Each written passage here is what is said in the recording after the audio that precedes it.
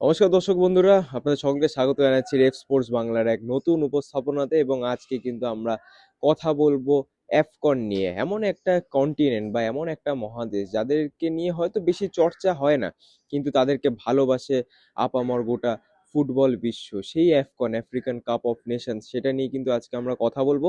এবং একটা বিরল ঘটনা যেটা কিন্তু সচরাচর ফুটবল মহলে দেখা যায় না, সেগুলোই কিন্তু অ্যাফকনে হয়ে থাকে। এবং তাই অ্যাফকন কিন্তু অনেকের কাছে, অনেক ফুটবল প্রেমীদের কাছেই কিন্তু সব থেকে পছন্দের জায়গা। ইন্টেন্স খেলা হয়, এন্ড টু এন্ড খেলা হয়, এন্টারটেইনিং খেলা হয়, ফিজিক্যাল খেলা হয়, এবং পুরো বিষয়টা কিন্তু একটা হোল প্যাকেজ।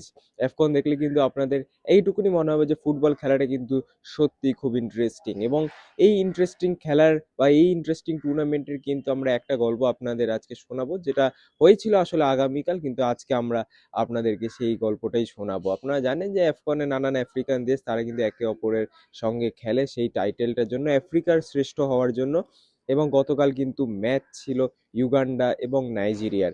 নাইজেরিয়াতে জানেন ভিক্টর ওসিমেনের নাইজেরিয়া, এবং তার সামনে কিন্তু ছিল খালিদ আউচোর ইউগান্ডা।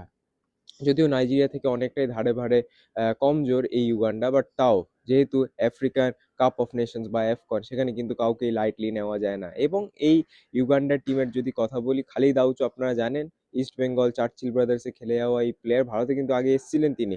এখন তিনি ইউগান্ডার ক্যাপ্টেন, এবং সেটার প্রতিবেদন তো আপনারা আগেই দেখেছেন রেপ স্পোর্টস বাংলার পর্দায়। কিন্তু কালকের ম্যাচে বা গতকালের ম্যাচে কি হয়েছে আপনারা কি জানেন? গতকাল ম্যাচে একটা বিরল দৃশ্য দেখা গেছে, যেখানে একটা ম্যাচে একটা টিমেরই কিন্তু তিনখানা গোলকিপার খেলেছে। শুনতে খালি মানে কিছুটা হলেও অদ্ভুত লাগছে, তাই না? তো এটা যদি আরো ডিটেলে বলি, তাহলে প্রথমে যে স্টার্টিং লাইন আপ ছিল সেখানে তাদের অধিনায়ক অন ইয়ানগো, ডেনিস অন ইয়ানগো, ইউগান্ডার যদি গোলকিপারের কথা বলি, তিনি তাদের অধিনায়কও ছিলেন, এবং তার সাথে সাথে তার কিন্তু গোলরক্ষকও ছিলেন ডেনিস ওনিয়াঙ্গো। তিনি কিন্তু স্টার্ট করেছিলেন সেই ম্যাচটা, এবং পুরো হাফই খেলেছিলেন, পুরো ফার্স্ট হাফই খেলেছিলেন। তারপরে কিন্তু তার একটা ইনজুরি হয়, সেই ইনজুরি দৌলতে কিন্তু একটা সাবস্টিটিউশন করতে হয়। এবং সেই সাবস্টিটিউশনের পর কিন্তু নেমেছিলেন ইউগান্ডার রিজার্ভ গোলকিপার বা সেকেন্ড গোলকিপার, আপনারা বলতে পারেন সালিম জামাল। এই সালিম জামাল কিন্তু নেমেছিলেন, তিনি ইউগান্ডার এই রিজার্ভ গোলকিপার। তারপরে ফার্স্ট হাফ যখন শেষ হলো, সেকেন্ড হাফে যখন তিনি চেঞ্জ হয়ে নামলেন, তখন কিন্তু এই 58 থেকে 59 মিনিটসের মাথায় কিন্তু তিনি পেনাল্টি বক্স থেকে বেরিয়ে এসে একটা দুঃসাহসিক সেভ করেন, বা বলতে পারেন একটা হ্যান্ডবল করেন। এবং সেটার জন্য কিন্তু তাকে একদম স্ট্রেট একটা রেড কার্ড দেখানো হয়। যদিও তার নিজের টিমকে গোল থেকে বাঁচানোর জন্য, গোল খাওয়ার থেকে বাঁচানোর জন্যই সেই কাজটা তিনি করেছিলেন, বাট সেই কাজটা বড্ড দুঃসাহসের ছিল। এবং পেনাল্টি বক্স থেকে বেরিয়ে এসেই কিন্তু তিনি হাত দিয়ে বলটাকে ঠেলে দেন, এবং সেই কারণে কিন্তু রেফারি বাধ্য হয় তাকে লাল কার্ড দেখাতে। এবং জাস্ট 12 থেকে 15 মিনিট খেলার পরই কিন্তু তাকে লাল কার্ড দেখানো যায়। এরপর কিন্তু তৃতীয় গোলকিপার, ইউগান্ডার তৃতীয় গোলকিপার, তাকেও কিন্তু মাঠে নামতে হয়। লেগাসফ তার নাম। তিনি কিন্তু মাঠে নামেন, এবং তারপরে তিনি মোটামুটি গোটা ম্যাচটা কিন্তু খেলেন, পুরো 90 মিনিটস কমপ্লিট করেন।